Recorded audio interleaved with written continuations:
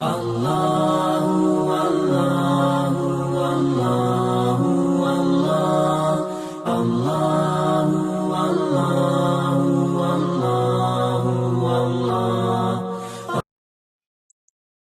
Ibu-ibu jamaah yang dirahmati Allah, selanjutnya kita akan masuk kepada acara inti dalam pengajian siang hari ini, yaitu penyampaian materi tausiah dengan tema fikih pinjam meminjam, dan akan bertindak sebagai narasumber pada siang hari ini adalah Ustazah Erika Suryani Dewi, dan alhamdulillah beliau sudah bergabung di ruang meeting Zoom ini bersama-sama dengan kita.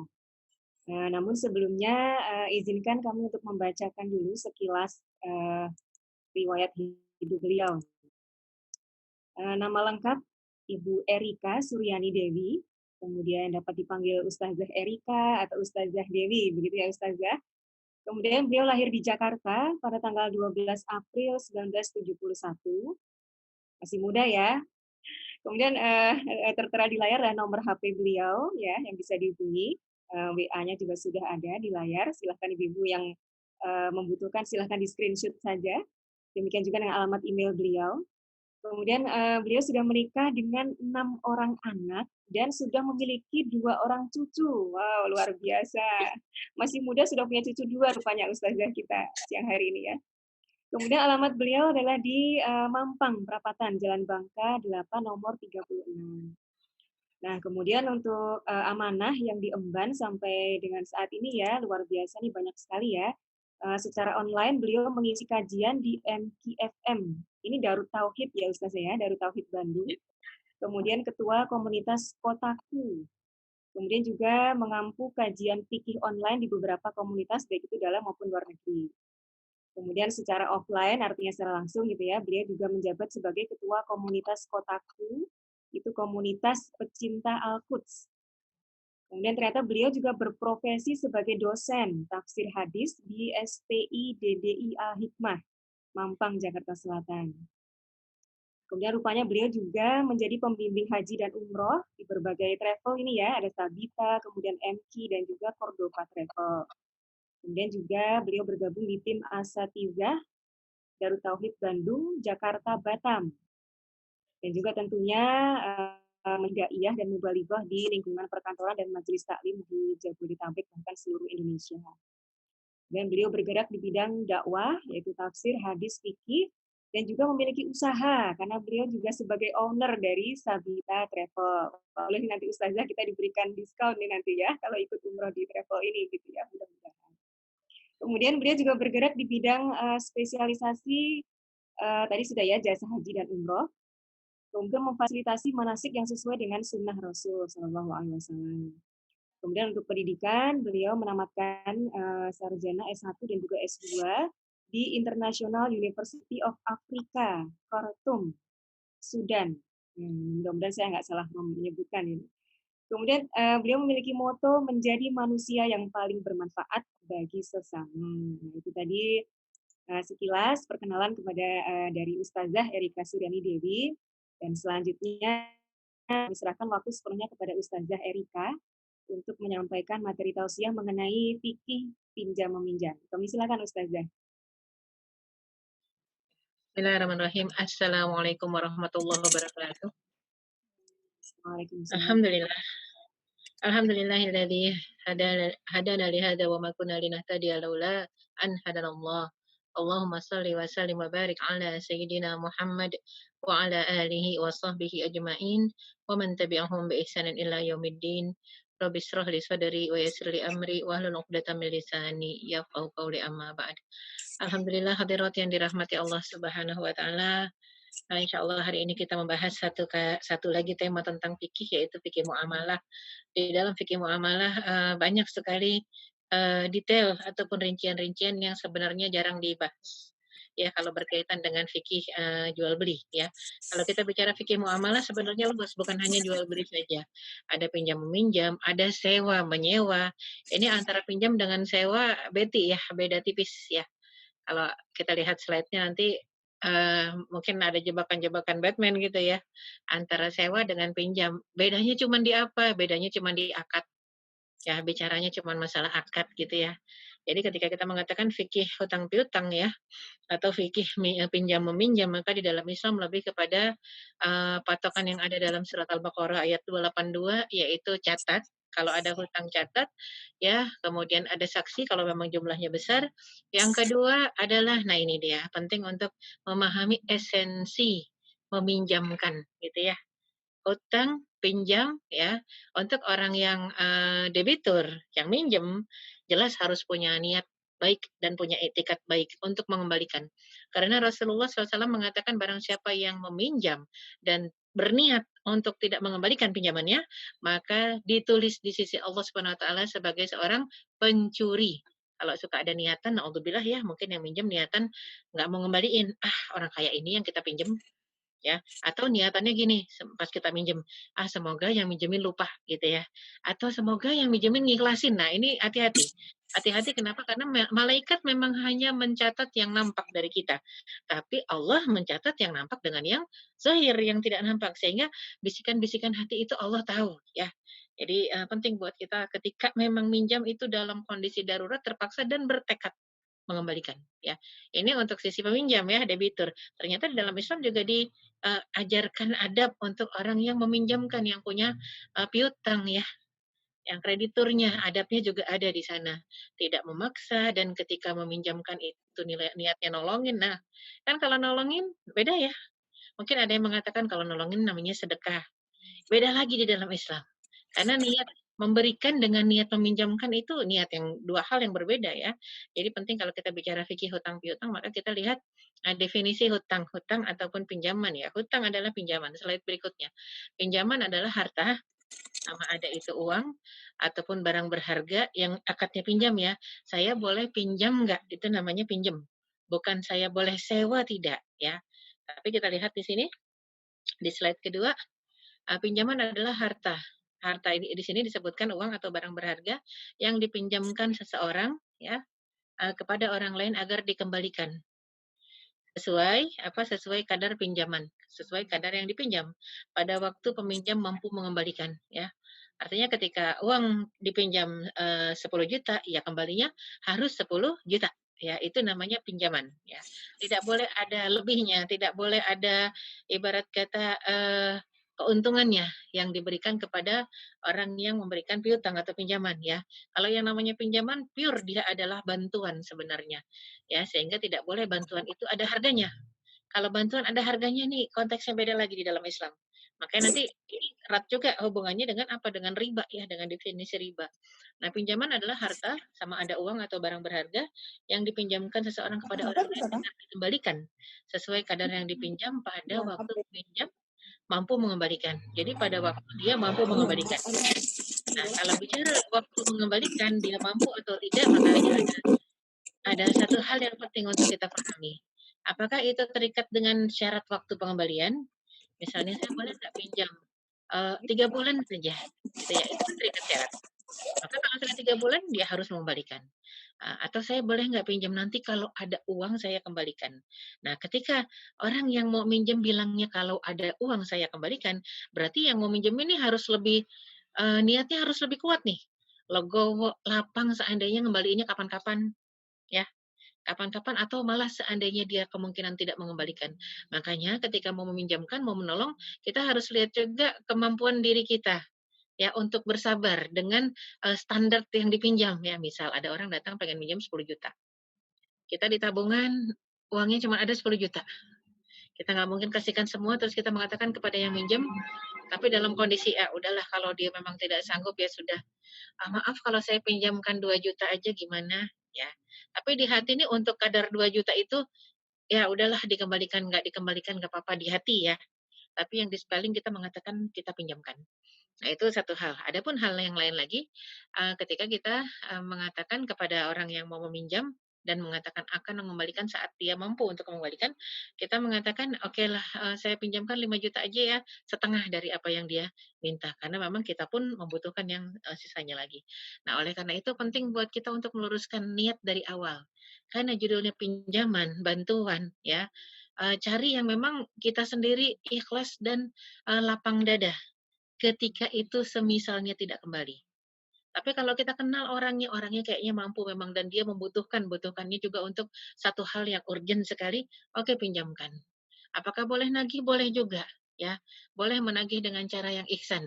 Tapi yang jelas ulama berbeda pendapat tentang apa dibolehkan adanya syarat waktu pengembalian pinjaman dari pihak kreditur, dari pihak yang meminjamkan. Jadi kalaupun menetapkan waktunya itu biasanya yang minjem. Boleh nggak saya pinjam 1 tahun saya kembalikan, gitu ya. Boleh nggak saya pinjam dalam jangka waktu 1 tahun? Boleh nggak kayak misalnya ini juga nanti kita akan lihat jenis-jenis ini ya, jenis-jenis pinjaman. Tapi ulama berbeda pendapat tentang dibolehkan adanya syarat waktu pengembalian dari pihak orang yang memberikan pinjaman. Ada ulama yang membolehkan, ada ulama yang tidak membolehkan. Tidak membolehkannya pun alasannya adalah karena ini bantuan. Kalau bantuan itu tidak boleh didesak ya, dalam artian tidak boleh orang yang sudah mohon bantuan kita desak-desak. Nah, dalam satu kondisi penting untuk kita lihat, kita melihat kondisi yang datang minta bantuan itu apakah pinjamannya ini darurat ya, primer ataukah bukan ya. Hendaknya ada catatan dan saksi ketika serah terima hutang piutang dalam jumlah besar. Ini sesuai dengan surat Al-Baqarah ayat 282 ya, ya ayyuhalladzina amanu idza tadayantum bidainin ila ajalin musamma faktubuh. Wahai orang beriman, kalau kalian berhutang, ya, memberikan pinjaman atau kalian yang berhutang untuk jangka waktu tertentu, maka faktubuh, catat, ya. Jadi memang itu satu halaman. Kalau kita lihat biasanya satu halaman itu ada 13 baris, ada beberapa ayat dalam Al-Quran. Tapi khusus ayat hutang, satu halaman 13 baris itu satu ayat. Ya, ayat 282 untuk mengatakan hutang piutang bagusnya dicatat. Bahkan ulama mengatakan ketika itu perintahnya fi'il amr itu ya, kalimatnya fi'il amr. Faktubuhu, maka catatlah berarti wajib. Nah, ini yang repot kan kalau memang jadi kewajiban ya. Mungkin ini makanya ulama lagi berpendapat ini mungkin masalah mencatat hutang adalah dalam skala besar. Kalau cuma ngutang 5.000, 20, 50.000, udahlah kita mah kadang suka melupakan saja nggak butuh nyatet. Oke, kalau kita ikhlas nggak usah dicatat. Ya, tapi ini masalahnya kan kadang-kadang ketika meminjamkan ikhlas 50.000, 50.000 di zaman sebelum pandemik. Sekarang 50.000 di saat pandemik kayaknya kok besar ya. Yang tadinya ikhlas mulai ingat, nah ini kan repot ya. Nah, kemudian hakikat pinjaman adalah bantuan, sehingga dilarang mengambil keuntungan dari bantuan yang diberikan. Karena kalau kita ngambil keuntungan artinya bukan bantuin, ya kita jualan. Beda. Jualan dibolehkan. Makanya kenapa? Kalau ada yang mengatakan innamal bai'u mithlar riba, ini kalimat-kalimat jahiliyah dulu ya. Di masa Rasulullah ada orang-orang yang jahiliyah, orang-orang musyrik, orang-orang kafir Quraisy mengatakan al-bai' jual beli mithlur riba. Seperti riba kan kita untung. Tapi kata Allah apa? Ahallallahu al-bai'a wa harramar riba. Yang Allah halalkan itu keuntungan dari jual beli dan Allah haramkan riba. Riba itu keuntungan dari pinjam meminjam itu yang nggak boleh gitu ya. Nah, nanti masalah jual beli sendiri, ininya banyak nih ya, sub judulnya jual beli. Kemudian apalagi sekarang jual beli online, jual beli macam-macam ya. Nah, tapi kita lagi bicara khusus masalah pinjam meminjam ya. Pinjam meminjam, mirip dengan sewa menyewa, tapi ternyata ada perbedaan ya. Hakikat pinjaman tadi bantuan, jadi tidak boleh mengambil keuntungan dari bantuan yang diberikan. Ya, slide berikutnya kita lihat yaitu Al-Baqarah 282, cuplikan dari Al-Baqarah 282, ini tidak satu surat betul-betul kita tulis karena panjang ya. Ini awalnya ya ayyuhalladzina amanu idza tadayantum bidainin ila ajalin musamma faktubuhu wal yaktub bainakum katibun bil adli wa la ya'ba katibun an yaktuba kama 'allamahu Allah fal yaktub wal yumlil alladhi 'alaihi al-haqq wal yattaqillaha rabbah wa la yabkhas minhu syai'a ya. Ayat ini sendiri mengingatkan, slide berikutnya tentang artinya, wahai orang-orang yang beriman, jika kalian berhutang, ya, sampai batas waktu tertentu, ya maka catatlah. Hendaklah ada seorang pencatat yang adil, pencatat hutang ya, di antara kalian. Dan seorang pencatat hutang tidak boleh enggan menuliskan apa yang telah Allah ajarkan padanya tentang hukum-hukum ya, hukum-hukum hutang piutang. Dan hendaklah orang yang berhutang ya wal yumlil alladzi alaihil haq. Hendaklah orang yang berhutang mengimla apa yang akan ditulis oleh pencatat hutang tadi dan takutlah kepada Allah, takwalah kepada Allah dan jangan sekali-kali mengurangi jumlah hutangnya ya. Artinya jangan sampai kita yang hutang padahal sih hutang ini yang bahaya kalau nggak dicatat ya. Catatannya juga nggak real, nggak di depan orang yang memberikan pinjaman. Hutangnya misalnya 10 juta, tapi kayaknya nggak sampai, jangan sampai kayaknya ya. Kayaknya nggak sampai ini nggak boleh pakai kayaknya, harus yakin berapa jumlah yang dipinjam, nggak bisa kayaknya. Jangan sampai ada selisih walaupun mungkin cuma 50.000 gitu ya. Orangnya ngerasa yang minjemin 500.000 tapi kata yang minjem, "Enggak, cuma 450.000." Nah, ini kan, repot, ada selisih. Ya, makanya kenapa penting ketika sang pencatat mencatat, pencatat utang ini ada, hadir, maka kedua belah pihak, debitur, kreditur hadir di situ. Harus ada tanda tangan dua-duanya gitu ya. Jadi memang ini penting sekali buat kita, wal yaktub bainakum. Hendaklah yang menjadi pencatat hutang itu ada di antara kalian, orang-orang yang kalian percaya, dua pihak percaya sama dia. Oke, slide berikutnya. Ya, dan sangat mungkin disebabkan karena keterbatasan dana, ya, apalagi saat sekarang masa-masanya pandemik, maka seseorang pada akhirnya meminjam uang atau barang untuk memenuhi kebutuhan pokok dalam hidupnya. Dan berhutang dalam sudut pandang syariat Islam diperbolehkan asalkan, ini tadi artinya ya, Al-Baqarah 282, slide berikutnya. Ya, jadi diperbolehkan berhutang di dalam Islam asalkan tidak melanggar aturan syariat dan sesuai dengan adab fikihnya ya. Jadi di dalam Islam berhutang itu sendiri boleh tapi dengan syarat. Ya, Rasulullah Shallallahu Alaihi Wasallam sendiri sampai wafatnya ternyata masih ada hutang yang belum lunas. Tapi bedanya Rasul dengan kita adalah kalau Rasulullah SAW itu menjaminkan sesuatu, menggadaikan sesuatu. Ya, dalam kondisi berhutang pasti ada yang digadaikan. Tidak mungkin hutang pinjam-pinjam begitu saja tanpa ada jaminan atau gadaian. Ya, jadi kalau Rasul mengajarkan harus ada jaminan atau gadaian. Jadi Rasul pernah berhutang saat beliau wafat itu masih ada hutangnya kepada seorang Yahudi. Yahudi ini jualan gandum, ya, mie syairiyah, ya. Rasul berhutang seember syairiyah. Kalau sekarang mungkin 2 kotak Indomie lah begitu ya, dua kotak mie instan, ya, seember syairiyah untuk makan keluarganya. Ya, pada saat itu Rasul berhutang dengan memberikan jaminan. Jaminannya adalah baju besi, baju perang. Kalau sekarang baju anti peluru. Bayangkan berapa sih harga 2 kotak atau 3 kotak mie instan, murah. Baju anti peluru harganya bisa berpuluh-puluh kotak mungkin mie instan ya, atau beratus-ratus kotak. Ya, oleh karena itu kita lihat Rasulullah SAW ternyata memberikan contoh kepada kita bahwasanya kalaupun berhutang ya, maka jangan tampilkan kerendahan diri. Ya, jadinya kerendahan diri itu nggak boleh, tapi kalau rendah hati harus ya. Rendah diri itu dalam artian jangan jangan sampai kita menghinakan diri sendiri seolah-olah tidak memiliki apa-apa.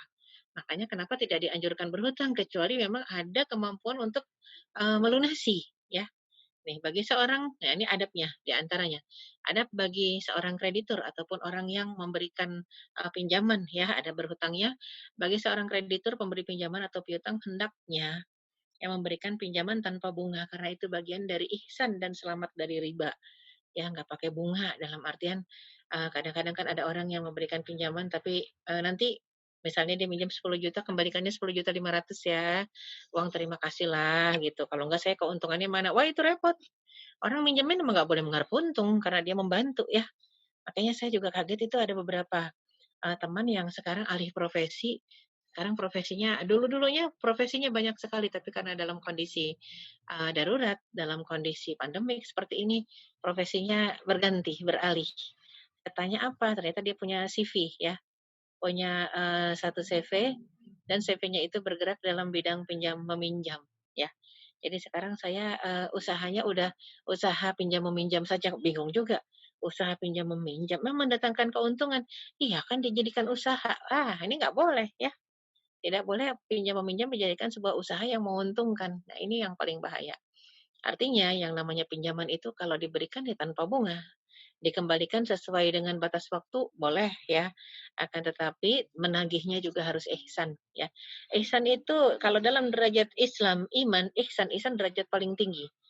Seseorang bisa disebut muslim ya, sudah berislam dengan mengerjakan rukun rukun Islam yang 5. Tapi seorang muslim saja belum tentu mukmin, belum tentu beriman kepada Allah Subhanahu wa taala. Karena kalau cuma sekedar salat, zakat, puasa, haji semua orang bisa mengerjakannya. Non muslim sekalipun bisa kalau mau. Dulu Snok Hurgronje, penjajah Belanda yang menjajah Indonesia masuk lewat Aceh itu ya. Itu kan pura-pura muslim, haji berkali-kali ya. Itu Snok Hurgronje, hafal Quran gitu. Jadi memang dimudahkan. Kalau untuk menjadi seorang yang identitasnya kayak muslim mudah, tapi kalau untuk mukmin beriman itu susah. Karena kepercayaan kepada Allah tidak boleh bercampur dengan kepercayaan kepada selain Allah. Allah Nafi', Allah Ad-Dar, di antara Asmaul Husna. Allah mendatangkan manfaat, Allah menolak mudarat. Dan kita tidak boleh punya keyakinan selain Allah bisa mendatangkan manfaat dan menolak mudarat. Kalau punya keyakinan begitu sudah mempersekutukan Allah. Udah musyrik, nggak jadi mukmin, ya. Jadi itu kalau kita lihat. Jadi ternyata ini kalau kita bicara tentang masalah ihsan, takut dengan aturan Allah, maka jangan sampai sesekali ketika meminjamkan pakai standar pengembalian dengan bunga ya. Dan yang namanya peminjam, yang meminjamkan, kreditur tidak boleh mengambil benefit dari jasa pinjaman, yang nggak boleh mengambil keuntungan. Kayak misalnya, iya nih saya minjemin kamu, kamu kan juga kondisinya terjepit, terdesak. Kalau gitu ada ini ya, jasa peminjamannya ya, ada ongkosnya. Ongkos dari jasa peminjam ini nggak boleh nih sama aja. Mau namanya ongkos, benefit, apalagi namanya kan kadang-kadang suka ada ya jasanya lah ya, itu nggak boleh. Jadi ini yang hati-hati, harap berhati-hati jatuh ke dalam riba dengan permainan kata. Ya permainan katanya, ya ini cuma jasa doang kok. Kan udah dibantuin, jadi ini jasa bantuan. Bukan pinjamannya mah 0%, sama aja ya. Jadi dari jasa pinjamannya ini pun masuk ke dalam riba ya, dan diharamkan dalam syariat Islam, dan menagih hutang saat jatuh tempo dengan cara yang ihsan dan santun. Ya, artinya tidak boleh memaksa, nggak boleh ngutus orang yang bentak-bentak, ya, kemudian ngancem, apalagi kalau ternyata terlambat mengembalikan, terlambat dari tanggal jatuh tempo, kena denda, itu juga riba. Ya, ketika terlambat dari tanggal jatuh tempo didenda, malah dendanya kadang-kadang bunga berbunga, hati-hati ya. Itu semua jenis-jenis riba yang ada di sekitar kita. Kalau sudah riba, orang yang ya'kuluna riba ya, kama ya'kulu syaiton ya, kama yatakhabbathu syaitanu minal mas. Orang-orang yang makan riba itu seperti syaiton mabok. Syaiton nggak mabok aja udah buat masalah ya, apalagi syaiton mabok. Ya, jadinya lebih parah, dan bahkan dalam hadis-hadis lain disebutkan seseorang yang mempraktikkan riba seperti orang yang berzina dengan ibu kandungnya sendiri. Ya, menandakan satu perkara yang sangat kotor ya di dalam syariat Islam. Nah, kemudian kita lihat lagi slide berikutnya ya. Jadi ingat tidak boleh ada benefit atau keuntungan dari jasa pinjaman. Nah, kemudian kita lihat kullu qardin jarra naf'an fahuwa riba. Setiap pinjaman yang mendatangkan manfaat bagi pemberi pinjaman dengan syarat perjanjian di awal, maka itu adalah riba ya. Ini diriwayatkan oleh Ibnu Majah ya. Jadi memang setiap pinjaman yang mendatangkan manfaat bagi pemberi pinjaman dengan syarat di depan, dengan perjanjian di awal. Nanti kamu mengembalikannya sekian persen ya, cuman 0, sekian persen, nggak sampai 1%, misalnya ya. Nanti kembalikannya tanggal sekian. Nanti kalau tanggal sekian kamu tidak bisa mengembalikan, maka kamu terkena bunga ataupun terkena hukuman. Kadang-kadang gitu ya, kena penalti, kena hukuman. Kalau udah kena hukuman maka setiap hari segini ya. Nah, ini juga tidak boleh. Ya, jadi tidak boleh sampai ada hukumannya, dendanya yang pada akhirnya dendanya itu sendiri yang masuk ke dalam riba ya.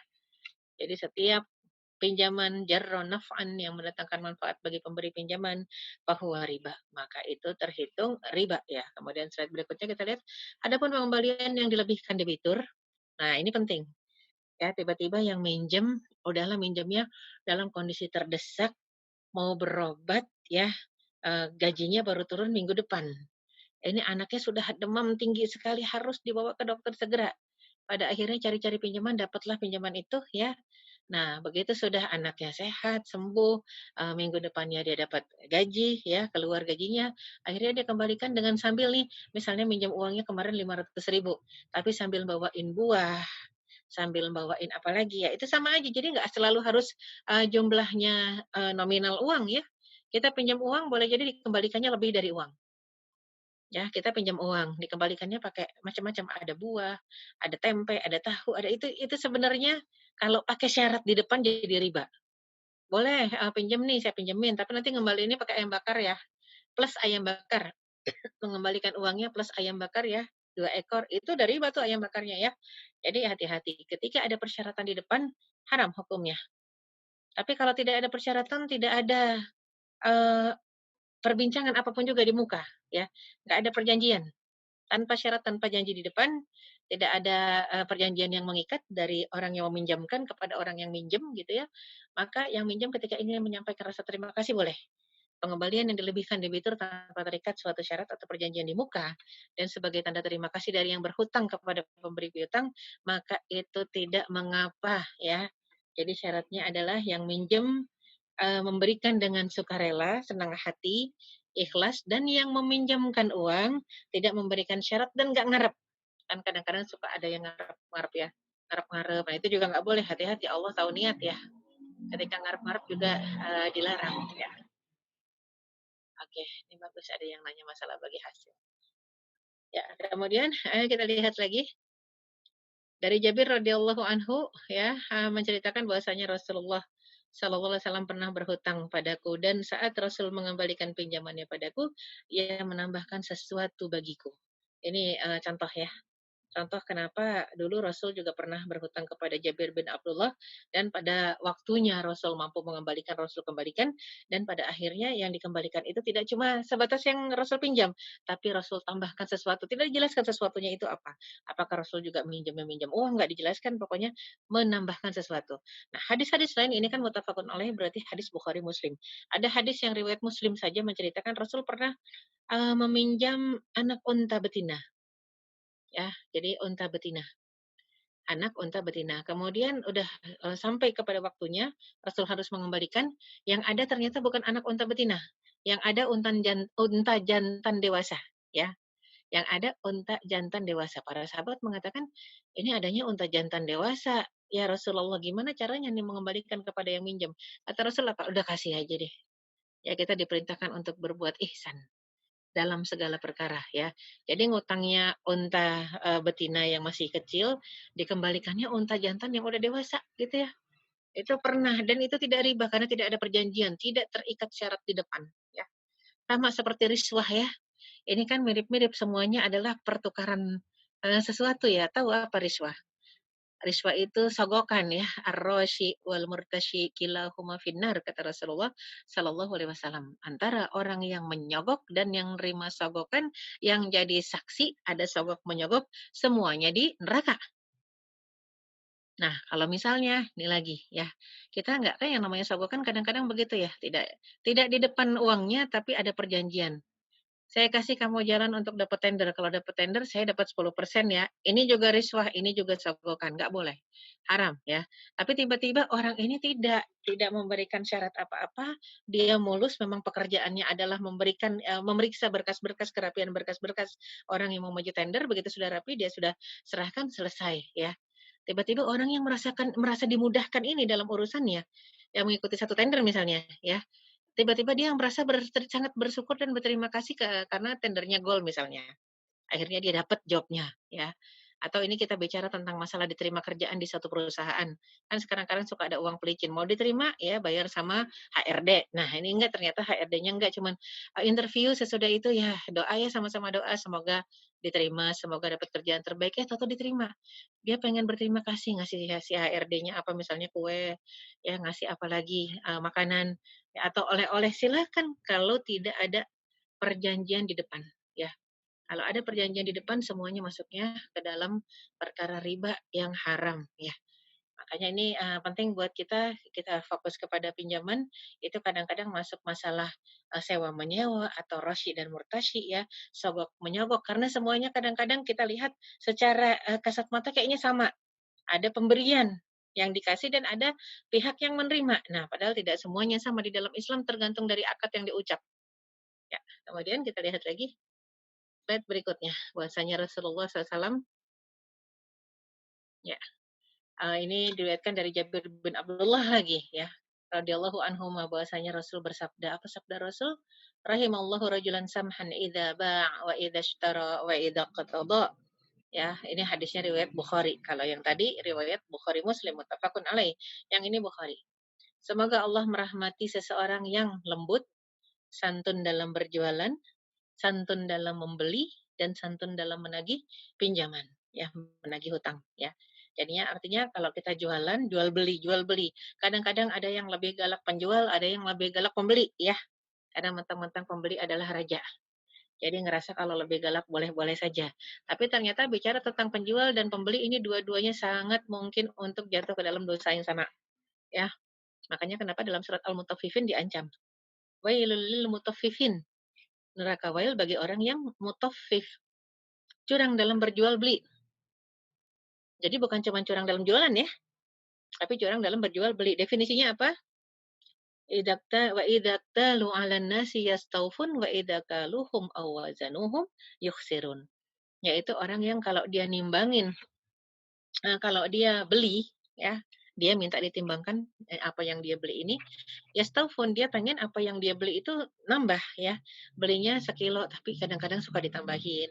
Beli cabai 10.000 lagi mau dibungkus kita lemparin lagi, "Nih, tambahin," gitu ya, maksa. Itu masuk dalam ancaman neraka wail ya. Wa idza kaluhum aw wazanuhum yukhsirun, tapi kalau bagian dia yang jualan, dia kurang-kurangin hak orang. Ini dua-duanya terancam neraka wail. Adapun kalau kita bicara idza qatada dalam kondisi menagih pinjaman, itu pun harus ya harus samhan, harus lembut, jangan kasar dan selalu memberi tangguh ketika orang yang minjam belum bisa, belum sanggup, ya, belum mampu mengembalikan pinjaman. Tadi adab-adab yang berkaitan dengan orang yang memberikan pinjaman ya ataupun piutang ya. Sekarang berikutnya adalah adab berhutang bagi orang yang meminjam. Bagi seorang debitur yang meminjam atau berhutang, hendaklah dia tidak meminjam kecuali untuk memenuhi kebutuhan pokoknya. Primer, sekunder paling mentok. Dan kebutuhan pokoknya ini juga yang sangat mendesak seperti obat ya, berkaitan dengan nyawa. Ya, apalagi semuanya membeli makanan pokok kayak Rasul berhutang syairiyah ya, berhutang mie, itu syairiyah itu mie ya, sampai wafatnya Rasul masih ada hutangnya, akan tetapi bedanya kita dengan Rasul dan Rasul masih mempunyai jaminan yang barang yang digadaikan yaitu baju perang ya. Nah, sehingga debitur atau yang berhutang hendaklah memiliki penghasilan atau pekerjaan rutin. Nggak boleh kita minjem, minjem, minjem, minjem, tapi nggak jelas alokasi dana yang digunakan untuk apa? Untuk membayar hutangnya. Hati-hati. Harus punya itikat baik dengan berusaha mengembalikan pinjaman pada waktunya. Ini juga yang digambarkan dari sirah ya, sejarah Rasulullah Sallallahu Alaihi Wasallam. Ketika ada seorang sahabat yang wafat, Rasul pasti bertanya kepada sahabat yang lain, ini yang wafat punya hutang nggak? Ya, sampai ditanyanya begitu. Punya hutang atau tidak? Nah, kemudian kalau sahabat-sahabat yang lain mengatakan tidak punya hutang ya Rasulullah, itu langsung Rasul salatkan. Ayo, sallu ala akhikum, ayo kita salat. Nah, tapi kalau ternyata disebutkan ini yang wafat ini punya hutang, maka Rasul bertanya lagi, punya alokasi dana nggak? Punya harta peninggalan nggak yang digunakan untuk melunasi hutangnya? Kalau sahabat mengatakan punya, punya dia, maka Rasul pun ayo kita salatin. Rasul ikut salat. Tapi kalau sahabat mengatakan, nih sahabat yang wafat sahabat nih, ya yang wafat sahabat, yang jawab pertanyaan Rasul sahabat. Kalau kata sahabat-sahabat ya mengatakan apa yang ditanya oleh Rasulullah, mereka menjawab punya hutang tapi tidak punya alokasi dana, nggak punya harta yang ditinggalkan untuk melunasi hutangnya. Maka Rasul mengatakan apa kepada para sahabat? Sallu ala akhikum, ayo kamu salatin ya, ayo salatin saudaramu. Rasul mundur nggak ikut nyolatin. Sedemikian kalau kita bicara hutang piutang. Kenapa Rasul mundur tidak ikut menyolatkan? Karena Rasul khawatir sahabat ini berhutang tanpa punya itikat baik melunasi. Itu satu. Yang kedua, Rasul juga khawatir jangan-jangan sahabat ini ketika berhutang memang punya rencana tidak melunasi. Karena dia tidak punya harta yang ditinggalkan. Padahal hutang itu akan dibawa sampai mati itu. Karena Rasul khawatir sahabat mengerjakan ini dan itu, makanya Rasul berharap sahabat-sahabat yang lain menyolatkan. Fungsi sholat jenazah adalah pemberi syafaat agar diampuni oleh Allah Subhanahu wa taala. Tapi kalau Rasul menyolatkan orang yang salah, kasihan sama orang yang benar. Dalam artian kalau yang minjem ternyata punya itikat tidak baik, tidak mau mengembalikan, maka kan kasihan sama yang ngasih pinjaman. Orang tadi yang zolim sudah diampuni karena Rasul nyolatin, itu yang Rasul nggak mau. Makanya Rasul tidak mau menyolatkan. Untuk orang yang meminjam tanpa punya kesungguhan untuk melunasi. Dan tidak berhutang untuk kebutuhan tersier. Ini adab berhutang, ya. Jangan sampai kita berhutang untuk kebutuhan-kebutuhan yang sebenarnya kita nggak pakai juga tetap tetap hidup gitu ya. Apa sih kebutuhan tersier? Contoh, cincin, kalung, gelang, ya yang semua terbuat dari emas. Itu kalau nggak dipakai juga nggak mati insya Allah gitu ya. Atau misalnya makanan-makanan yang mahal ya. Bisa saja dalam era zaman sekarang ini saat-saat orang lagi pada susah mungkin untuk makan yang sederhana saja kita bisa hidup alhamdulillah, tapi masih banyak mungkin orang yang makan pilih yang mewah ya, di saat, tetangganya dengan lingkungannya sangat-sangat berkebutuhan. Lebih afdol uang yang ada kita berikan sebagai infak sedekah ya. Jadi memang diperintahkan untuk hidup qanaah dan badza'ah ya. Badza'ah ini sendiri, pola hidup sederhana, tidak berlebihan, sehingga lebih fokus kepada mengumpulkan, pahala ya, dari harta yang Allah titipkan. Ya, slide berikutnya, jenis-jenis hutang. Nah, hati-hati ini jebakan Batman ya. Hutang piutang murni, qard, minjem sesuatu memang untuk, eee, digunakan karena kita tidak memiliki, ya, karena kita tidak memiliki apa, kita tidak memiliki, eee, sebentar,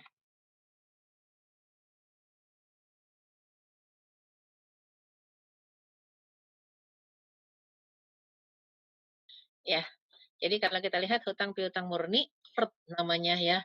Makanya man dzalladzi yuqridullaha qardan hasana fayudha'ifahu lahu wa lahu adhafan katsira. Barang siapa yang meminjamkan kepada Allah pinjaman yang baik, maka Allah akan mengembalikan pinjamannya dengan balasan berlipat ganda.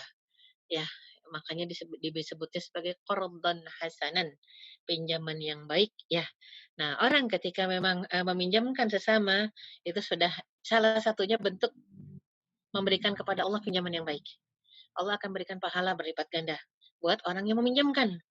Tapi ada kalanya kita yang meminjamkan itu nggak sabar ya, tidak sabar, tidak menunggu sampai memang betul-betul orang tersebut ya, memang memang tidak mampu sama sekali gitu ya.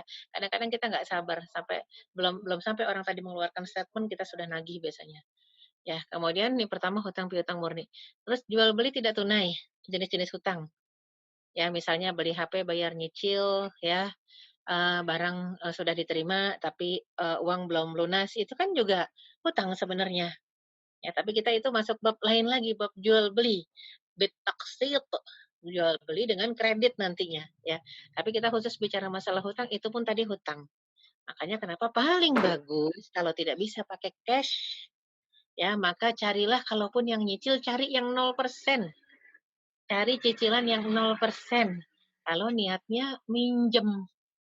Ya, tapi kalau misalnya saya akadnya dari awal bukan minjem, akadnya jual beli kredit. Oke, itu beda lagi pembahasannya. Kalau akadnya jual beli kredit, maka ya, boleh harga cash dengan kredit beda. Itu ada di bab jual beli kredit ya. Jadi ini berbeda lagi, itu nanti kita akan bahas sendiri.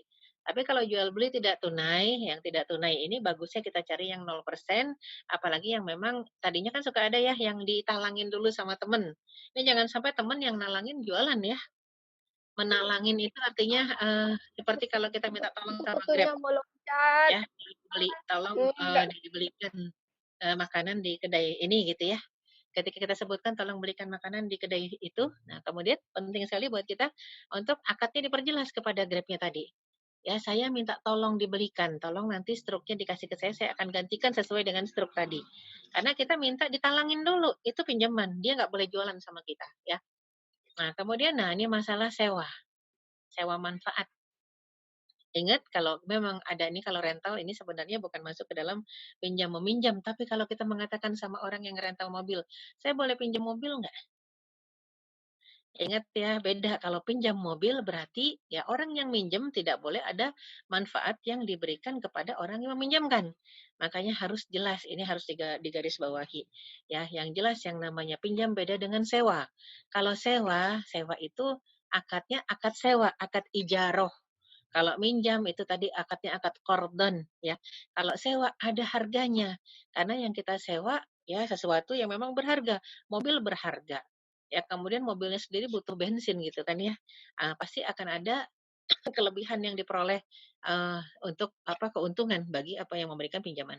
Nah, kemudian jual jasa tidak tunai. Ini pekerja kontrak juga babnya lain ternyata kalau di fikih dia tidak masuk ke dalam hutang piutang ya, pinjam meminjam akan tetapi dia masuk ke dalam jasa, ya jual jasa. Jual jasa beda lagi walaupun kadang-kadang yang dikontrak itu tidak langsung dibayar saat itu juga tapi dibayar saat kontraknya selesai gitu ya. Ini kan ada juga jasa dipakai hutang yang dihutang apa, ongkosnya, upahnya. Maka akhirnya sekarang yang namanya pekerja itu menjadi orang yang memberikan jasa. Sedangkan orang yang punya perusahaan justru orang yang punya hutang. Nah, ini nggak boleh, ya jangan sampai menzolimi. Sehingga Rasul mengatakan, janganlah menggaji pegawaimu sampai keringatnya kering ya. Jadi sebelum keringatnya kering, gaji-gaji tadi harus sudah segera diberikan ya, karena itu haknya dia. Nah, kemudian kita lihat lagi jaminan dalam berhutang. Tadi sekilas kita mengatakan Rasul punya jaminan. Ya, maka slide berikutnya menyebutkan jaminan adalah uang atau barang berharga milik debitur yang digunakan sebagai penjamin jika suatu saat debitur kesulitan mengembalikan pinjaman. Jadi bagusnya begitu, seperti yang dicontohkan Rasul. Makanya termasuk sunnah Rasulullah SAW ketika kita meminjam sesuatu, maka diiringi dengan jaminan. Sebagaimana saat Rasul wafat, beliau masih meninggalkan, masih menggadaikan baju besinya sebagai jaminan kepada seorang Yahudi yang jualan gandum, mie, syairiyah yang pernah dihutangi oleh Rasulullah SAW. Sampai akhirnya itu baju perang kan harganya berapa mahal sekali. Sampai akhirnya Abu Bakar As-Siddiq menebus harga ya 2 ember mie itu ditebus dan baju perangnya Rasul diambil oleh Abu Bakar As-Siddiq. Artinya tidak digadaikan begitu ya. Makanya penting sekali kalau kita bicara jaminan atau gadaian dalam berhutang ya. Kita lihat fungsinya sebagai apa? Slide berikutnya ya, sama ada jaminan tadi berupa uang, benda berharga, apapun juga, agar kreditur tidak dirugikan jika debitur mengalami kesulitan dalam pengembalian pinjaman. Misalnya minjam 1 M, yang digadaikan rumah seharga 10 M. Oh, itu boleh banget ya. Ini untuk menjaga harga diri orang yang minjem ya. Dan yang paling penting ini barang yang harganya 10 M itu milik siapa? Milik yang minjam uang. Jadi bukan langsung berpindah tangan mirip-mirip orang-orang yang meminjamkan ya. Kan yang ada praktek-praktek ribawi saat ini kan begitu. Begitu kita bilang ini pinjam, ini jaminannya, itu jaminannya langsung dipakai, dimanfaatkan ya, sudah dimanfaatkan tiap hari, kemudian juga begitu kita nggak sanggup bayar, jaminannya dijual. Sesudah dijual harganya ternyata lebih dari hutang, nggak dibalikin. Nah ini haram ya, riba berlipat ganda. Kelebihan dari jaminan yang disuruh saat haknya terpenuhi, ya kalau hutangnya 1 M, ambil 1 M saja jangan lebih-lebih. Itu tidak halal sisanya. Dan banyak rumah-rumah yang seperti itu ya, rumah sitaan, iya nggak? Kalau kita, ke Pegadaian kita cari barang-barang yang murah, yang miring, ternyata disita-sita dari orang-orang yang punya hutang nih kalau Pegadaian yang tidak syariah ya. Jadi, rada menakutkan juga. Kenapa? Kita khawatir jangan-jangan kita membeli sesuatu dengan harga murah di atas penderitaan orang lain ya. Maka jika tidak, maka kreditur terhitung telah memakan riba dari jaminan tersebut. Nah, ini yang repot kalau barang jaminan dimanfaatkan oleh kreditur ya. Sedikit kita bahas tentang riba sekilas saja, di slide berikutnya. Makanya kenapa kita menghindar dari riba, karena riba definisinya pengambilan ya, tambahan. Baik dalam transaksi jual beli yang tidak tunai ya, yang jadi transaksi jual beli yang tidak tunai. Tadinya dia pengen tunai tapi duitnya kurang, akhirnya dinaikin. Ini beda dengan beli kredit. Kalau beli kredit dibolehkan. Beli kredit dibolehkan harganya lebih mahal daripada cash dengan catatan. Kalau jatuh tempo nggak bisa membayar, jangan kena bunga. Nggak boleh kena denda. Kalau jatuh tempo tidak bisa membayar kena denda atau bunga, maka itu juga diharamkan. Makanya ada catatannya. Ya, jadi ini beli yang tidak tunai khusus ketika jatuh tempo ada dendanya, maka masuk ke dalam kategori riba. Ya, ataupun hutang piutang secara batil. Ya, dengan rentenir, rentenirnya sudah ada akad di depan mengatakan kamu kembalikan 2%. Ya, nah ini nggak boleh. Ya, yang jelas semuanya bertentangan dengan prinsip muamalat dalam Islam. Sekarang sih pinter orang ya, nggak sampai 2%, 3%, 5%, nggak sampai bunganya tuh berbunga banyak. Cukup dia mengatakan cuma 0,9%, cuma 0,8% ya. Tapi menjeratnya luar biasa. Karena nanti ada uang ini, uang itu. Intinya jadi bukan di berapa persennya. Tapi intinya adalah sekecil apapun riba itu adalah dosa gitu ya, dan haram hukumnya. Riba secara bahasa yaitu ziyadah atau tambahan. Dalam pengertian lain riba juga berarti tumbuh dan membesar, sedangkan menurut istilah teknis riba berarti pengambilan tambahan dari harta pokok atau modal yang dipinjam. Ya, jadi ini masalah ribanya ya. Slide berikutnya, sedikit lagi.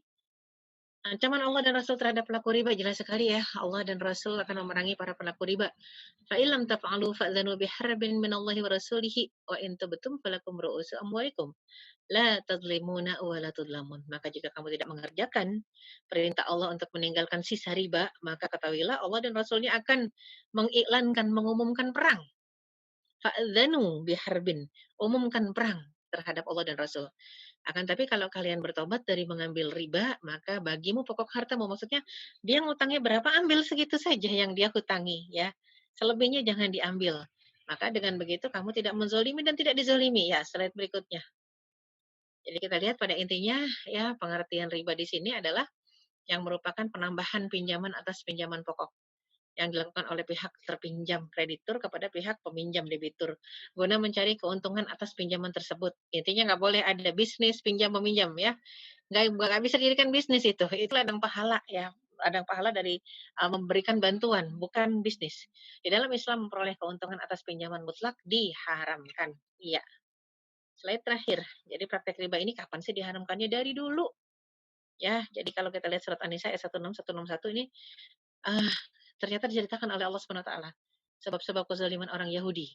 Kenapa Allah kutuk di antaranya, ya, ya'kuluna riba, ya, kami haramkan atas mereka memakan makanan yang baik-baik yang dulunya dihalalkan, dan karena mereka banyak menghalangi manusia dari jalan Allah, disebabkan karena mereka makan riba. Jadi gara-gara makan riba, maka semua akhlak berubah. Orang yang makan riba berubah akhlak semuanya. Makanannya juga pengen yang haram-haram. Kemudian suka sekali menghalang-halangi manusia, kalau pengen taat itu dihalang-halangi. Ini hanya gara-gara masalah riba gitu ya. Padahal sesungguhnya mereka telah dilarang daripadanya dan karena mereka memakan harta orang dengan jalan yang batil. Ya, dan kami sediakan untuk mereka orang-orang kafir itu azab yang pedih.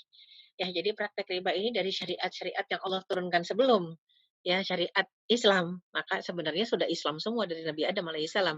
Tapi deklarasi namanya kan ada di kenabian terakhir yaitu Nabi Muhammad sallallahu alaihi wasallam. Oleh karena itu kalau kita lihat dari sebelum-sebelumnya sudah diharamkan semua makan riba. Tapi yang jelas rabi-rabi, ya, para rahib Yahudi, ya, dan juga rahib-rahib pendeta-pendeta itu kalau mau ditanya semuanya makan riba, ya. Jadi seperti itulah yang membuat akhirnya rusak kejiwaan dan juga psikis bangsanya. Ya, umatnya jadi rusak, umatnya jadi jauh dari kitab suci, umatnya nggak mau taat sama rasulnya hanya gara-gara masalah satu hal yang paling penting yaitu riba tadi, ya, riba yang dimakan dengan kesengajaan. Ya, kita berharap Allah mau ngampuni kita dari hal-hal yang tidak kita tahu kalau itu ternyata masuk juga unsur riba gitu ya. Kadang-kadang kan kita minta tolong ya. Tolongin dong kata teman kita yang mau nolongin, ya udah tolongin dong beli tomat ke pasar sekilo aja misal. Terus kata teman kita yang mau ke pasar, iya deh ongkirnya mana ongkirnya gitu ya. Akadnya tolongin. Kalau tolongin nggak boleh ada ongkir. Ya, kalau akadnya tolongin. Makanya penting untuk kita memperjelas akad saja. Hati-hati ya. Ini kadang-kadang kita minta tolong sama supir taksi. Uh, ya misalnya kita masuk ke taksi orang, Assalamualaikum, selamat siang Pak. Tolong antar saya ya Pak ya ke jalan ini. Itu sebenarnya kalau namanya minta tolong, kalau supir taksinya cerdas ya dan dia ngerti hukum fikih, dia nggak akan mengatakan iya saya tolongin, enggak. Ya, saya antar, bukan saya tolongin gitu ya. Saya antar Bu ke alamat mana gitu ya. Ya nanti ini ya saya bayarnya pakai, misalnya kalau pakai aplikasi, di aplikasi sekian Bu sepaket. Oke. Atau misalnya bayarnya pakai inian apa tuh meteran ya. Ya kita sesuai dengan meteran Bu ya. Mulai dari ini itu harus di-spelling sama supirnya. Kalau supirnya cerdas. Karena kalau orang yang naik ke taksinya minta tolong, dia harusnya menjawabnya tentang iya atau saya tidak bisa nolongin. Ya, nah itu yang susah, penting akad, kejelasan akad ya. Makanya pertanyaan tadi kalau bicara tentang apa bedanya dengan bagi hasil, itu babnya bab jual beli ya sama bab musyarakah. Bab apa kerja bersama, tanam saham bersama, maka ada keuntungan di sana. Jadi bedakan antara orang yang saya mau pinjam uang untuk modal. Kalau kita mau pinjamkan nih, saya pinjamkan saja, selesai. Saya pinjamkan, dia meminjam uang buat modal 5 juta, kita pinjamin 5 juta. Misalnya kita mau menetapkan tanggal kembali boleh, enggak juga boleh. Misalnya, ini 5 juta untuk 3 bulan ya, kembalikan ya, insya Allah saya tunggu 3 bulan lagi selesai. Mau dia gunakan buat modal apa saja, kalau dia kasih, ini ada keuntungan, kita nggak minta yang penting. Tapi kalau kita mengatakan nih saya pinjemin, tapi nanti kembaliinnya 55 ya, maksudnya 5.500.000 ya, itu nggak boleh, itu riba. Kecuali kita tahu niat dia untuk modal dan kita tanya, mau jualan apa sih gitu ya. Dengan 5 juta ini, oh mau jualan telur asin misalnya ya. Atau mau jualan apa bakso dengan 5 juta ini. Oke, saya tanam saham aja deh. Misalnya gitu. Saya tanam saham 5 juta ini saya nggak kotak-katik sampai 2 tahun ya. Tapi keuntungannya kamu modalnya semua berapa? Keseluruhan modalnya. Ternyata modalnya untuk bikin warung bakso, dengan dia olah bakso, dia membutuhkan 50 juta. Berarti 5 juta itu kan hanya 1/10 ya, dari modal yang ada. Jadi kita bisa mengatakan, nanti kalau kamu untung, berapapun untungnya di hari itu, saya minta 1/10-nya ya. Kenapa? Karena kan saya nanam 1/10. Itu boleh kalau orang yang minjam setuju ya. Masalahnya kesepakatan dua pihak. Kalau namanya musyarakah itu namanya bagi hasil. Walaupun babnya bab jual beli, ya seperti itu. Karena kita nanam dan uang yang kita pinjamkan tidak kita kutak-katik. Apa bedanya dengan bunga? Kalau bunga flat, tidak ada masalah untung rugi, di sisi apa, di sisi keuntungan naik turunnya fluktuasinya tidak kita hiraukan ya. Misalnya keuntungan dari kita tanam saham, flat tiap bulan kita dapat 1 juta, itu udah pasti riba. Mana ada orang yang jualan laku terus. Sama kayak tukang bakso. Ketika kita ternyata mengatakan 1/10 ya, sepakat orang yang minjem tadi 1/10. Keuntungannya dibagi buat kita yang nanam modal 1/10-nya. Hanya misalnya kita nanam modal 10% dari modal yang ada. Ya, tapi ternyata nggak untung, rugi. Kita rugi bersama. Ya, itu bedanya kalau prinsip Islam. Yang fluktuasi keuntungan, ada untung, ada rugi. Kalau untung kita dapat, kalau rugi kita nggak dapat apa-apa. Masalahnya adalah di pokok. Walakum ru'usu amwalikum. Kamu berhak untuk menagih modal yang kamu tanam. Itu kalau jadi modal. Tapi kalau kita akadnya cuma meminjamkan, jangan sekali-kali bilang bagi hasil ya. Kan minjemin, bukan bagi hasil. Jadi kita tidak menanam saham apapun juga. Wallahu a'lam bishawab. Ya, itu dari sedikit dari bab yang panjang di bab muamalah itu. Ya, fikih muamalah kalau kita bicara tentang jual beli, pinjam meminjam, sewa menyewa, dan musyarakah ya dalam satu perusahaan kita tanam saham itu babnya panjang sebenarnya. Ya, kita ingin membahas sedikit untuk sekedar mengingatkan kita, mungkin sudah pada tahu dan agar tidak terjebak ke dalam praktek riba dalam keseharian ya. Kejelasan akad yang harus dijaga. Ya, sama kejelasan akad juga kalau kita minta tolong sama Grab atau Gojek ya, yang memberikan makanan kita, membantu belanja. Mereka hanya bantuin belanja, kita akan berikan uang sesuai dengan yang dibelanjakan, sesudah itu kita akan bayar jasa mereka. Jadinya akadnya ada 2, akad menalangi ya, ditalangin, yang satu lagi akad sewa jasa ya. Karena kan pasti ada keringat di sana, ada bensin, itu harus disewa jasanya. Kita nggak bisa mengatakan sama mereka, "Saya minta tolong kamu harus ridho dan ikhlas," gratis ya. Allahu a'lam bishawab. Oleh karena itu sebagian ulama mengharamkan semua transaksi yang ada kemungkinan gharar. Apa itu gharar? Kemungkinan rugi, salah satu pihak rugi saja, makanya jangan salahkan juga kalau ulama akhirnya mengambil kehati-hatian, udah deh Grab sama Gojek haramin aja. Padahal sebenarnya kalau kita jelas akadnya tidak haram. Asal perjelas akadnya ya. Wallahu a'lam bishawab. Saya kembalikan ke hostnya. Silakan. Baik, jazakillah khairan Ustazah Erika yang tadi telah menyampaikan materi dengan sangat padat ya. Dan sekaligus juga sudah menjawab pertanyaan dari Ibu Novita Andriani tadi ya Ustazah ya, Ya. mengenai bagi hasil.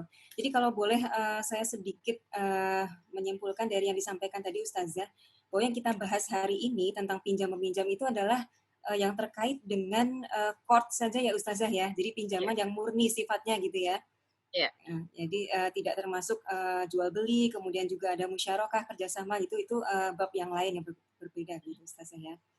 Nah, mungkin ibu-ibu jemaah ada yang ingin bertanya, menyampaikan. Oh ini udah ada pertanyaan lagi Ustazah. Iya. Dari Ibu Iin, izin bertanya boleh nggak barang yang digadaikan dipakai oleh pemberi pinjaman? Misalnya yang meminjam menggadaikan mobil sebagai jaminan, boleh atau tidak mobil tersebut dipakai oleh si pemberi pinjaman gitu. Tadi sebenarnya udah agak Iya, disinggung iya, sedikit ya Ustazah. Boleh ada disinggung sedikit. ya. Tidak boleh mengambil keuntungan dari pinjaman yang ada. Ya, dalam artian itu kan sebagai jaminan. Tidak boleh digunakan oleh kreditur ya kecuali atas izin dari debitur. Jadi harus izin dulu nih. Kan kadang-kadang yang namanya digadaikan otomatis ada di pihak barangnya ada di pihak kreditur ya, ditaruh doang dititipin, tapi kan kepemilikannya kepemilikan debitur, kepemilikan orang yang menitipkan barang ya. Maka kalaupun mau menggunakan izin dan ketika debitur mengatakan, "Oke, saya izinkan." maka jadilah pinjam. Atau debitur mengatakan saya tidak izinkan kecuali disewa, maka harusnya disewa. Jadi ini nggak bisa digunakan begitu saja. Kenapa? Karena satu barang ketika digunakan, otomatis manfaatnya berkurang. Ketika manfaatnya berkurang, kalau tiba-tiba rusak dalam masa penggunaan gimana? Ya harganya kan turun tuh. Nah itu yang repot ketika jadi rusak gara-gara dipakai oleh orang yang pernah meminjamkan harta lah seperti misalnya uang. Misalnya minjam uang, kemarin tuh ada kasus juga yang masuk, minjam uang 50 juta. Digadaikan mobil seharga 150 ya. Ditaruh tuh mobilnya 150. Ya tenang-tenang aja dipakai sama yang krediturnya. Ya krediturnya pakai hari-hari. Ya kan katanya ini kan barang gadaian nggak boleh dipakai. Bayangkan kalau emas ibu-ibu di Pegadaian Syariah, tiba-tiba ibu-ibu lihat lah kok emasnya kita nggak ada di situ. Tapi jalan-jalan di tangannya orang lain gitu, dipakai ke pesta, kemana, pasti kita akan marah. Karena itu barang gadaian, barang yang dititipkan. Yang namanya dititipkan berarti amanah. Nah, bab amanah beda lagi di bab muamalah. Amanah itu titipan. Makanya kenapa ada jasa apa yo? Jasa penitipan ya. Ada jasa penitipan kalau di Pegadaian Syariah. Kenapa ada jasa penitipan? Karena barang berharga ditaruh di deposit box, ada jasanya dan itu bukan riba. Jadi ketika kita mengatakan oke, silahkan digunakan kata debitur, ya ini kan ada jasa penitipan nih. Ya udahlah mobilnya masih bagus, ditaruh di misalnya di garasi. Garasinya kreditur. Harusnya ada jasa penitipan loh itu. Ya, tapi ternyata kata debiturnya, ya udah deh jasa penitipannya saya ikhlaskan untuk digunakan. Hitung aja itu sebagai jasa penitipan ya, itu boleh. Jadi diperjelas ya. Diperjelas akadnya. Itu harus diperjelas supaya masing-masing pihak tidak jatuh ke dalam riba yang diharamkan. Bisa nih masing-masing pihak jatuh ke dalam perkara yang diharamkan kalau tidak adanya kejelasan akad. Tolong dijelaskan akadnya. Ya. Allahu a'lam bishawab. Baik, terima kasih. Jadi kesimpulannya adalah tidak boleh ya Ustazah ya gunakan kecuali memang akadnya Ya, apa namanya tadi ya, sebagai mengizinkan jasa untuk digunakan gitu benar. ya, ada jasa Sama titipan diizinkan gitu. untuk dipinjamkan atau tadi pengganti jasa titipan. Tapi memang kadang-kadang juga kita lihat prakteknya di tengah masyarakat kita, karena kita bukan pegadaian syariah ya, kan personal ya, person to person aja. Iya. Yang satu, misalnya nggak usah mobil deh kegedean. Saya ambil contoh emas ya. Kemarinnya ada tuh minjam uang, gadaikan emasnya. Risih tahu megang emas orang tuh risih. Saya bilang udah nggak usah pakai jaminan. Enggak, ustazah yang ngajarin katanya. Kalau minjem sunahnya pakai jaminan. Iya itu Rasul gitu ya. Akhirnya dicontoh lah. Ada yang minjem terus menyerahkan cincin dan gelangnya. Ya udah nih ustazah, saya titipin. Sebenarnya saya berhak mengatakan ini kan emas asli ya, ada jasa penitipan. Tapi karena itu aja saya nggak mau terima, terus nggak tega, akhirnya udah biar di sini. Sampai orangnya mengatakan, sebagai jasa penitipannya silakan digunakan. Wah lebih nggak mau lagi saya pakai barangnya orang gitu ya. Terakhir nggak tega. Saya kembalikan gadaiannya, udah saya bilang itu nggak usah pinjam ya. Dalam artian itu bukan pinjaman dan sudah nggak masalah. Jadi memang ternyata risih megang barang orang.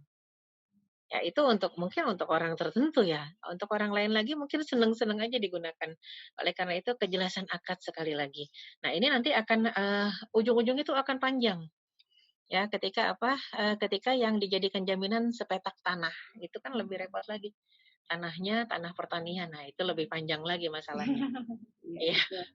kemudian ini izin bertanah misalnya membeli barang dengan berhutang, ya yang Hmm. dicicil tiap bulan, bolehkah barang tersebut dijual sebelum cicilan selesai? Wah, ya ini repot ini ya. Kenapa? Karena memang, beli barangnya sudahlah berhutang nyicil maksudnya ya, dicicil tiap bulan. Boleh nggak barang tersebut dijual sebelum cicilan selesai? Over kredit kali ya maksudnya ya? Ya, over kredit. Sekali lagi kita tidak bicara kredit yang berbunga, kita bicara kredit saja, bukan kredit berbunga. Karena kalau kredit saja ada dalam Islam dan boleh.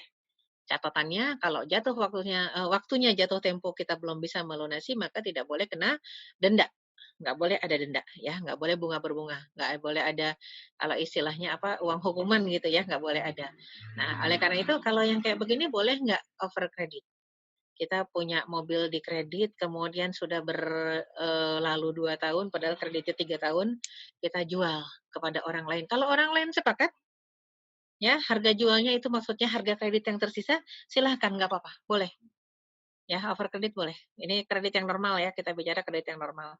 Karena sekarang kan banyak yang kredit-kredit nggak normal kan, yang pakai hukuman begitu kan, yang pakai denda ketika jatuh tempo ya. Wah, itu yang kerasa banget kalau cicilan motor ya. Motor harga cash 8 juta, 10 juta, begitu dikredit sudah bisa menjadi 18 juta. Ngelunasinnya ya karena saudara-saudara kita yang ojek, yang Grab itu Masya Allah, kasihan sekali kalau kita lihat. Ya, begitu jatuh tempo saat ini sepi, tagihan dia tidak bisa melunasi cicilan bulanan, itu sudah bunga berbunga tuh tiap hari. Tiap hari bunganya nambah tuh, ya. Tiap hari nambah, tiap hari nambah. Makanya sih mereka kan semua mohon keringanan untuk masalah cicilan. Wallahu alam, dikabulkan atau tidak. Ya, pertanyaan berikutnya. Ya. Silakan dari Bu Didin, pegawai bank konvensional penghasilannya halal atau haram, Ustazah? Ntar kalau dibilang haram pada resign semua. Iya. Pegawai bank konvensional, iya, kembali lagi tentunya fikih itu adalah satu hukum Islam yang sangat bijak ya, yang sangat bijak dalam artian kalaupun dibilang haram, nggak punya penghasilan nggak berarti harus keluar saat ini juga. Intinya apa? Ketika kita di dalam kita harus punya niatan untuk merubah sistem. Yang itu yang pertama. Yang kedua, kita bukan pemegang kebijakan. Bukan pemegang kebijakan yang menentukan bunganya sekian persen, ya kalau nggak ada tanda tangan kita nggak jalan tuh ya jadi bunga segala macam. Nah ini penting sekali. Akhirnya yang paling aman ya security yang kayak gitu kali ya ataupun teller. Ya pada akhirnya orang-orang tidak punya tidak bukan pemegang kebijakan. Kalau pemegang kebijakan harus sering-sering taubatan nasuha dan berupaya untuk merubah sistem yang ada. Harus berupaya merubah sistem yang ada. Dan kalau ada pertanyaan, afdol nggak kalau keluar? Afdolnya cari kerjaan lain, jelas. Itu mah tidak menjadi perbedaan pendapat ulama. Itu sepakat ulama semua, afdolnya cari pekerjaan lain. Tapi kalau sekali lagi kalau kita mengatakan dalam sistem dakwah Islam, fikih Islam, ketika kita ada di satu tempat dan kita bisa meminimalisir keburukan yang ada di tempat itu juga afdol kita berada di sana.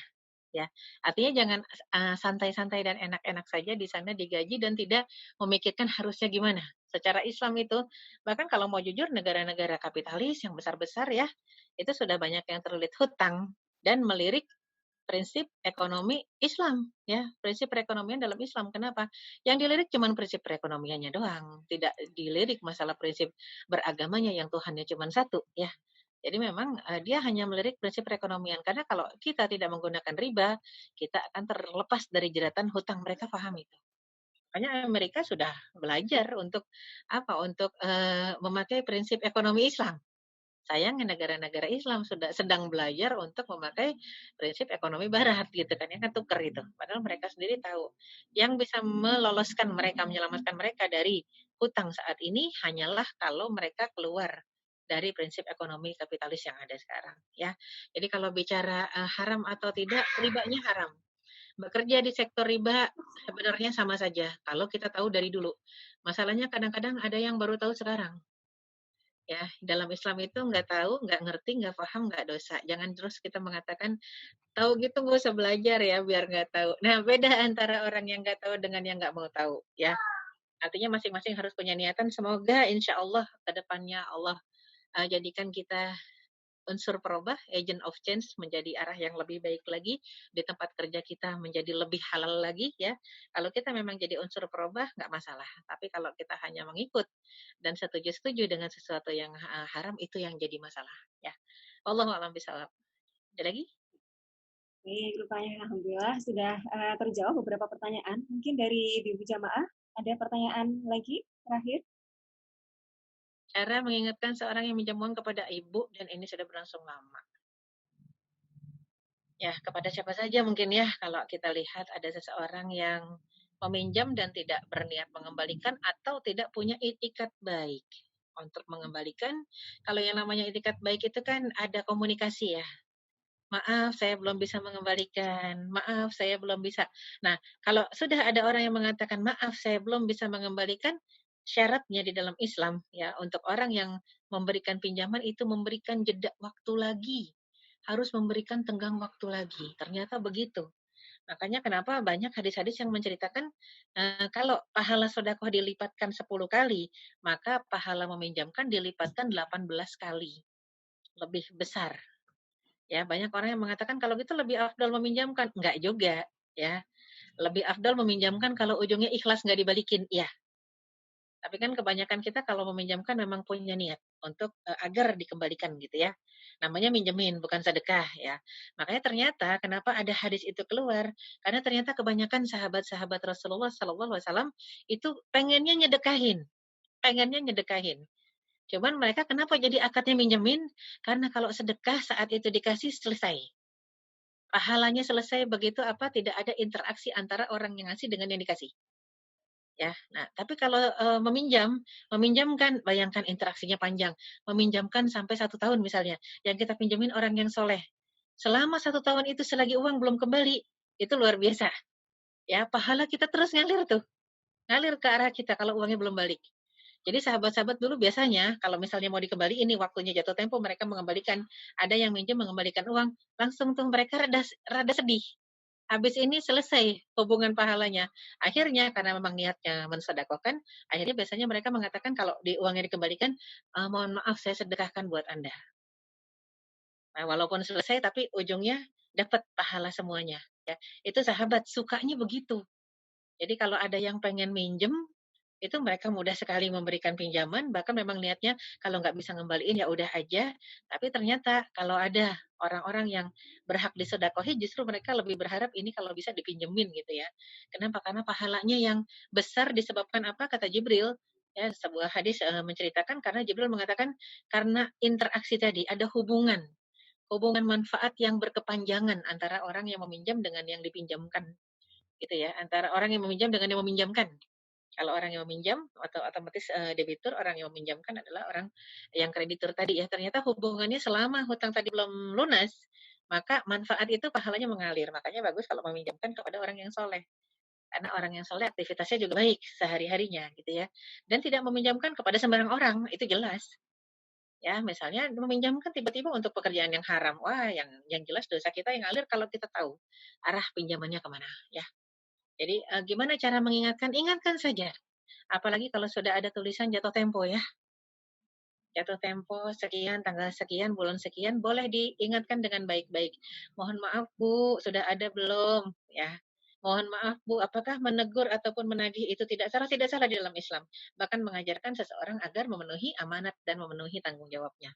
Ya, asal dengan cara yang santun dan ihsan. Tadi ya, Allah memberikan rahmat kepada orang yang santun dalam menjual barangnya, santun dalam membeli, dan santun dalam menagih hutang. Allahu a'lam bishawab. Baik, alhamdulillah sudah terjawab semua pertanyaan dari jamaah pada siang hari ini.